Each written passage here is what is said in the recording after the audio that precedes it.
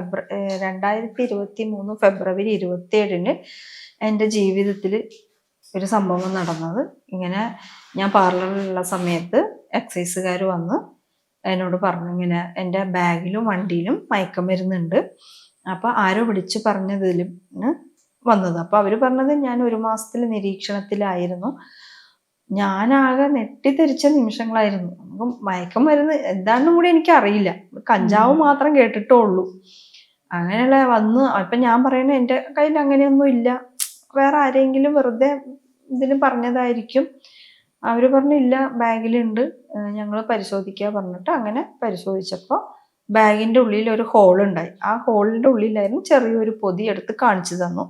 ഇത് LSD സ്റ്റാമ്പാണ്. എനിക്കറിയില്ല stamp മയക്കമരുന്നിൻ്റെ രൂപത്തിലുള്ളത്, ആദ്യമായിട്ടാണ് ഞാൻ കേൾക്കുന്നത്.